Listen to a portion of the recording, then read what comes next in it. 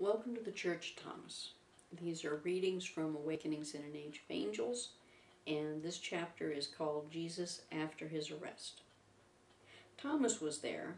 Thomas had made acquaintance with some of the lower-level priests while they had been acolytes, when he tagged along with Jesus as a kid.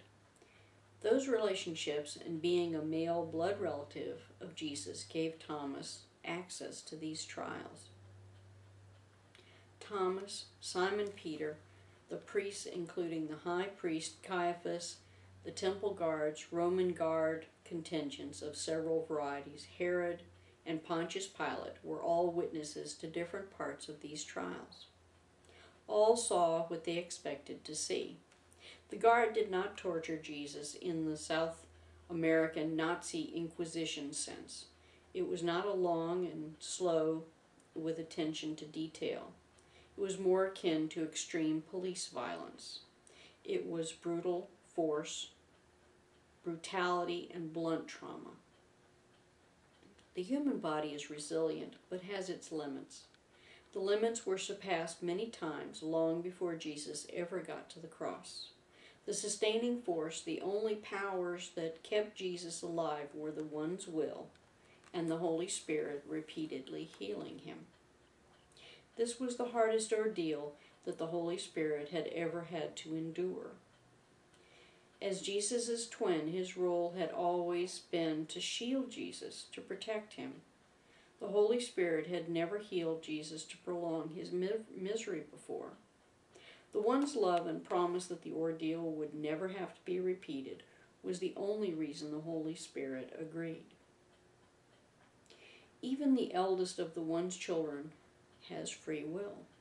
Without these extremes, Jesus and the Holy Spirit's sacrifice would have meant nothing. The ordeal would have been common police brutality. Jesus would have never made it to the cross to die and be raised as prophesied.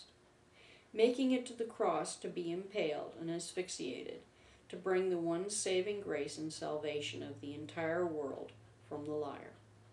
No burnt offering or blood was acceptable after this act of love. To see the one's glory directly was reinforced that day. Acknowledgement of torture over the ages must not be discounted, and in the duration of the victims of the long creative cruelty that comes from the minds of people is horrible. The one abhors this as well, but Jesus' experience encompassed as much suffering but took place in the space of 18 hours. From midnight to 6 the evening of the next day, the mob led by the priest was not ordered or well controlled. The priests had whipped them into a frenzy. Some of the mob carried clubs, which they used in anger on Jesus.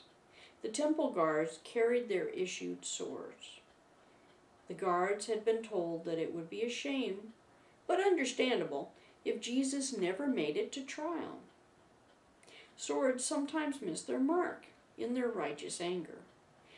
What the mob saw was that the blows from their clubs were glancing blows. They were not missed blows. Most landed on their target. The Holy Spirit healed them.